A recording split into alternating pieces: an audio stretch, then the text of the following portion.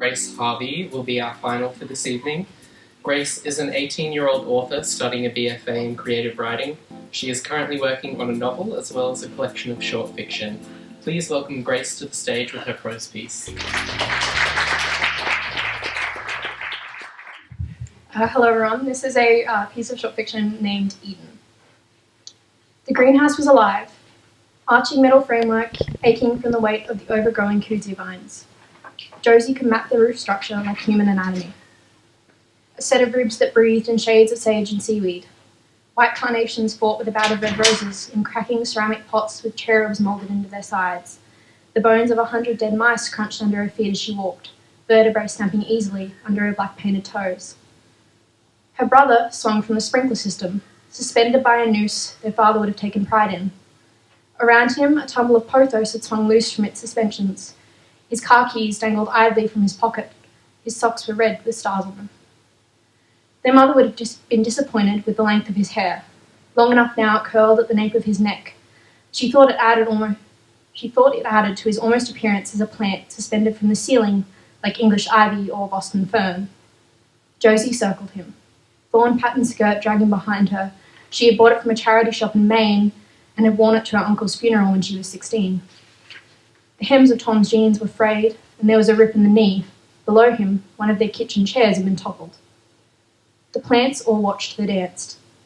Many of them exclaimed in horror at the sight of the young man suspended from the ceiling by a single string, swaying lightly in the chill breeze creeping through the louvers. It was a sickly-looking century plant, tucked into a corner amongst Josie's childhood dolls, who finally spoke up. Well then, aren't you going to let him down?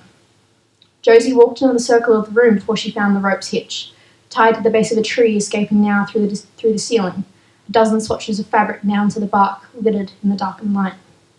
He sort of looks lovely there, don't you think? Josie fiddles with the loose edge of the rope. The century scoffs at her. What is there to love of a dead thing? Many things. She could leave him there, make use of him in death where he built none in life, let the passion fruit vines make home in his ventricular system. The English ivy could make a home in his chest cavity, borrow his heart for food. Josie could even carve it open for them to breathe.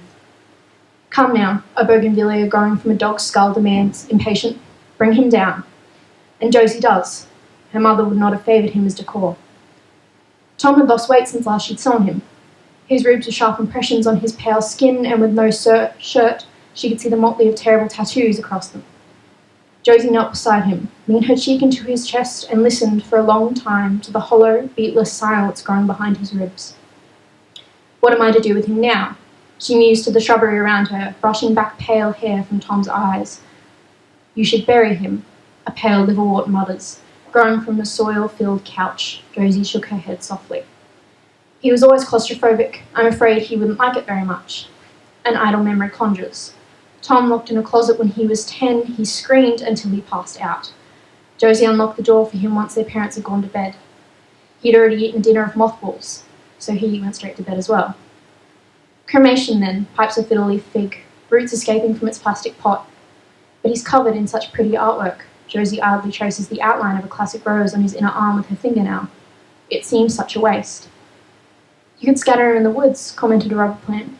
Or the ocean, spoke a date tree covered in shriveled fruit. Or keep him on your mantelpiece, replied the fiddle leaf.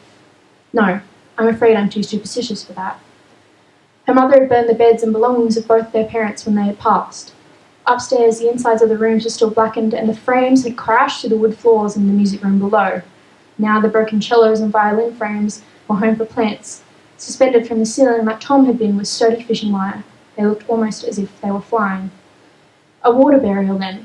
A cluster of pale white lilies hum in unison, floating in the still water of a long broken fountain. He can't swim, Josie reminds them. She had tried to teach him to hold his breath in the bathtub upstairs, to kick and paddle with his arms, but the exercise had bored him. Tom had never enjoyed the pretty feeling of his fingers after too long in the water. Their father had thrown him into a lake when he was 15, but Tom had been more content to let himself drown than save himself. The room around her muttered under their breaths. She traced her brother's side profile from his forehead to his chin, finger skipping down the ridges on his nose from old breaks. He stared at the ceiling, eyes unblinking and opaque. Josie shut them idly, and then took a turn around the room. Spinning in hazy circles as she walked, riding the chair he had toppled, picking and eating fruit from the still blooming trees, rinsing the slowly growing mould from them in the brown fountain water. The blueberries were tangy, the strawberries were soft, and the juice in the peaches ran down her chin when she bit into them. She itched for a cigarette, so she stole the packet from Tom's pocket. All he had were joints, but she smoked one anyway, shotgunning some into his half-open mouth, took 2 coins from his wallet and pressed them against his eyes, in the pocket of the rest. "I think I should leave him here to you," Josie spoke, to the breathing room round her, finger pressed to the word inked on Tom's collarbone. "That doesn't speak very deeply of love," commented a small batch of violets nestled in an old kitchen sink. "I'm afraid I've run out." Josie had put such careful attention into burying all the rest, burned her father like he asked, gave her mother back to her beloved earth. "I'm tired of funerals," Tom would have understood. Her stomach had begun to flutter and ache, so she lay in the cool tile next to him, held his hand, stared up at the dirt-stained glass and tumbling vines. The sun shone through in her face in pale patches. Around them, the greenhouse beat, alive.